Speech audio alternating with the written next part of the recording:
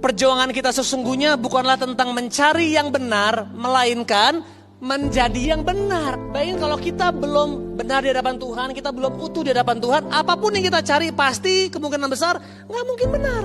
Walaupun anak pendeta sekalipun, dia setia sekalipun, tapi kalau kitanya nggak betul, kita nggak akan mengalami hubungan yang benar.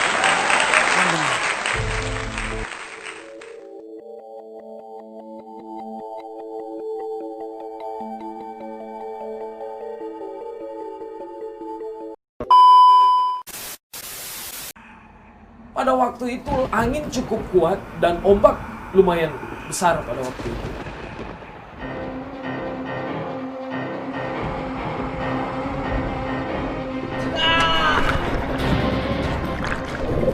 Tidak ada orang yang tahu bahwa saya jatuh. Nah, karena saya tidak bisa berenang, saya mulai berteriak, minta tolong sama teman-teman. Saya bilang, tolong, tolong. Ketika semakin tenggelam, tiba-tiba ada cahaya yang begitu terang di dalam laut. Begitu saya melihat cahaya itu, ada tangan yang diulurkan kepada saya dan berkata, pegang tangan saya. Saya langsung memegang tangan yang masuk di dalam air itu. Tiba-tiba saya diangkat naik ke permukaan. Antara sadar dan tidak sadar, saya tahu bahwa ini adalah pertolongan Tuhan bagi saya. Tetapi dengan kejadian itu, ternyata saya tidak bertobat. Waktu saya kembali ke Singapura, saya masih tetap berbuat dosa. Masih suka main perempuan, masih suka pakai narkoba, masih suka ke diskotik. Ada semacam kebencian, ada dendam yang selalu ada di dalam hati saya. Sehingga saya selalu sering lari ke minuman-minuman keras. Apa-apaan lagi nih? Kamu nih jadi anak gak bisa diandalkan ya. Ngangkat itu aja gak bisa. Pada waktu itu saya sangat jengkel sekali, marah sekali dengan papa saya. Karena saya tidak kuat untuk membawa makanan ternak itu, tapi dia paksakan saya bawa. Dan akhirnya berkali-kali saya jatuh di sawah. Bukannya dia menolong saya, tetapi justru dia menekan bahkan memaki-maki saya. Kamu itu anak laki-laki bukan anak perempuan.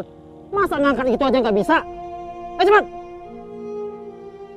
Sehingga lama-kelamaan muncul kepahitan di hati saya.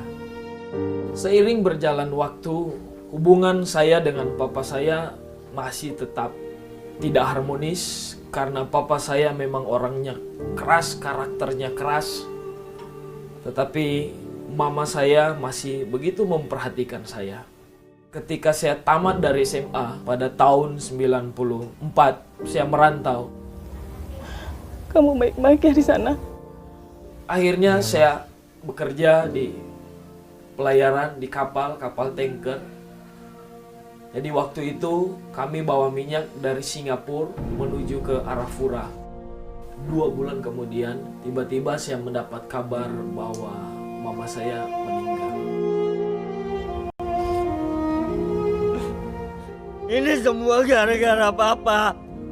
Kenapa papa nguburin mama gak nunggu Novli pulang? Kemudian setelah itu, dengan kekecewanya itu, dia terus kembali kerja dan tidak pulang-pulang. Waktu kembali ke kapal, saya tidur. Ketika saya bangun, begitu saya keluar,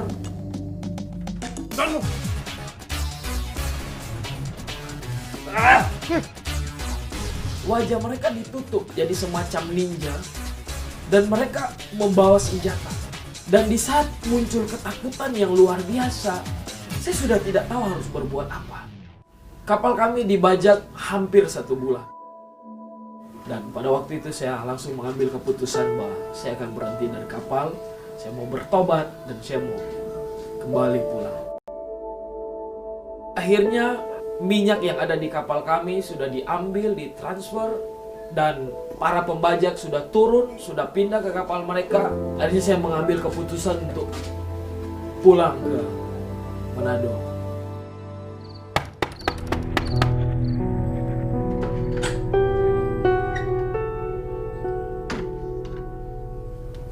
Nobli? Iya Pak, ini Novli. Begitu tiba di kampung, saya mulai sakit-sakitan. Saya mulai merasa sakau. Ada saat-saat di mana saya begitu menderita. Ada niat yang kuat lagi, saya harus menggunakan narkoba. Dalam keadaan sakit itu, saya sudah merasa mau mati. Ada seorang teman saya yang datang di rumah saya. Hai Novli, kamu kenapa? Dan dia mulai melayani saya, menyampaikan firman Tuhan, memberikan motivasi. Dan yang satu hal yang saya tangkap, dia berkata kepada saya, asalkan kamu betul-betul bertobat, memberi hidupmu kepada Tuhan, kamu akan dipakai Tuhan. Kamu tuh harus berdoa dan berpuasa. Ketika saya mulai mempraktekkan itu, doa dan puasa, saya mengalami mujizat Tuhan yang luar biasa. Ternyata sakau saya, ketergantungan, rasa ingin untuk menggunakan narkoba lagi, sudah tidak ada lagi sama saya. Dan kalau bukan campur tangan Tuhan, Nobli itu tidak akan berubah. Ya, jadi bersyukur, terima kasih kepada Tuhan. Saya sadar, ternyata ketika mama saya dulu dipanggil Tuhan, ada sebuah kekosongan yang ada di dalam hati saya, yang saya coba isi dengan berbagai macam hal. Ternyata semua itu apa yang saya lakukan tidak mampu mengisi kekosongan dalam hati saya. Tetapi ketika Yesus Kristus hadir, ada di dalam hati saya, apa yang saya cari selama ini, saya sudah temukan di dalam Yesus.